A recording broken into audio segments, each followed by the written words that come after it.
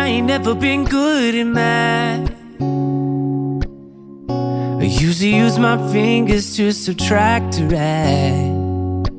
But something I know is greater, and I don't need no calculator, and that's a fact.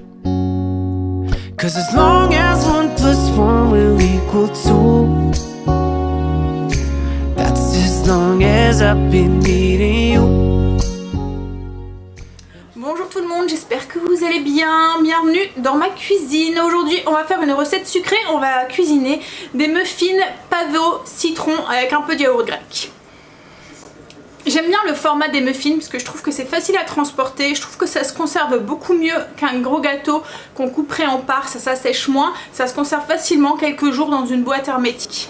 À la maison on est des grands fans de citron, que ce soit dans des recettes sucrées ou salées, comme par exemple avec du poisson ou quoi. Je trouve qu'à chaque fois que j'ajoute une touche de citron dans une recette, ce petit fruit acide et citronné apporte une petite touche de fraîcheur qui est vraiment très très bonne. Là vous allez voir que dans les muffins on va lui apporter cette saveur de citron grâce au jus frais et au zeste du citron. Le yaourt grec qu'on va incorporer à l'intérieur va donner un moelleux et une texture incomparable à ces muffins, et les graines de pavot vont apporter un petit côté croustillant qui va être délicieux. On y va tout de suite donc du coup pour la liste des ingrédients. Alors pour cette recette on va avoir besoin de 150 g de sucre, 2 citrons, le zeste des deux et 60 ml du jus, 120 g de beurre fondu, 2 œufs, 225 g de yaourt grec, 1 cuillère à café d'extrait de vanille, 60 ml de lait, 240 g de farine, une demi-cuillère à café de sel, 2 cuillères à café de levure chimique, une demi-cuillère à café de bicarbonate de soude et 2 cuillères à soupe de graines de pavot. Alors, on commence la recette par faire préchauffer le four à 220 degrés et on prend, oups là j'en ai fait tomber un moule à muffins dans lequel on met des petites caissettes en papier. Alors on va commencer par prendre le sucre et puis les 2 citrons, on va zester les citrons dans le sucre et on va le mélanger avec pour que le sucre s'infuse de l'huile essentielle du citron.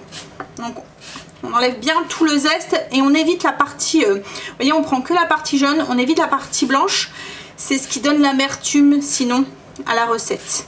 Alors prenez principalement des citrons bio ou non traités après récolte et lavez-les correctement avant de les zester.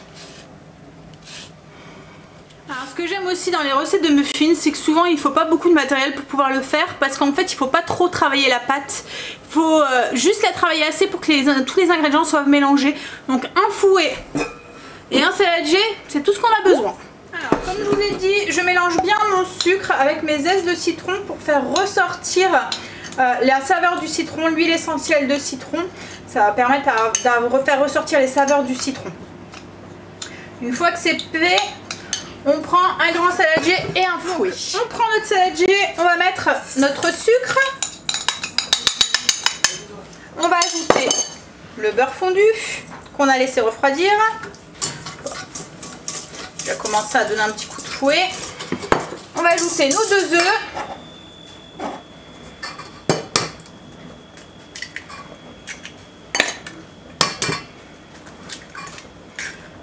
Donc on mélange juste à donner un petit coup de fouet comme ça à chaque fois.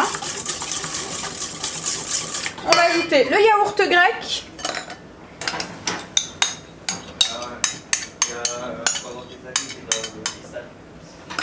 La cuillère à café, donc j'ai mis le yaourt grec, la cuillère à café de vanille, le lait. Et je vais presser le jus des 2 citrons, enfin pour avoir 60 ml. Donc je vais d'abord peser mon jus. Pour avoir 60 ml de jus de citron. En fonction de la taille de votre citron, vous allez avoir besoin de plus ou moins un citron, voire 2 citrons. Moi là j'ai mis 1,5 jus de citron. 1 citron et demi, c'est plus français. Donc j'ajoute le jus de citron dans mon yaourt, œuf, sucre et zeste de citron. On mélange tout ça comme ça au fouet. On fait en sorte d'avoir quelque chose qui soit homogène. Et là on va prendre un petit saladier pour mélanger nos poudres, nos ingrédients secs. Donc le sel, le bica, la levure, Et on va mélanger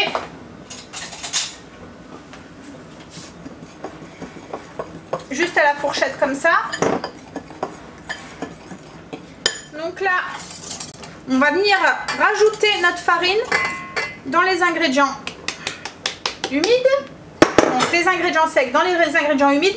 Et on va juste mélanger pour faire en sorte que on n'a plus trop de traces de farine quoi en fait. S'il y a des petits grumeaux, c'est pas grave. Voilà, on cherche pas à trop battre la pâte, c'est rien. Hop là. Et ensuite on n'a plus qu'à ajouter nos graines de pavot et on mélange juste pour faire en sorte de disperser nos graines dans la pâte.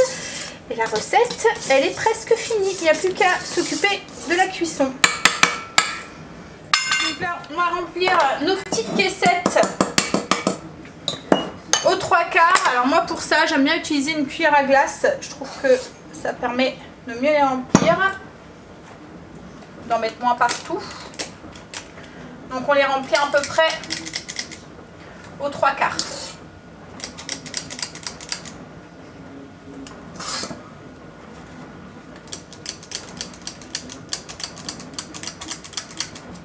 Alors une fois qu'on les a remplis aux 3/4, on va passer en cuisson. Donc pendant 5 minutes à 210 degrés. Au bout de 5 minutes, on baisse le four à 180 degrés et on les fait cuire encore 15-20 minutes.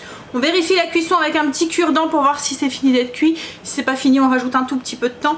À la fin de la cuisson, les muffins doivent être tout gonflés et dorés. Au bout de 15 minutes, on a des muffins qui sont bien gonflés et dorés. On les laisse refroidir avant de les déguster. Voilà.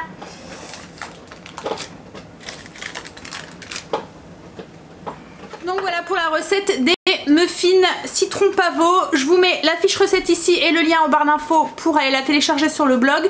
Je vous mets aussi une petite photo de l'intérieur quand on les dégustera tout à l'heure, quand ils auront refroidi, sûrement accompagné d'un petit café. Je vous fais des bisous, je vous dis de prendre soin de vous et je vous dis à bientôt dans une prochaine vidéo. Allez, bisous.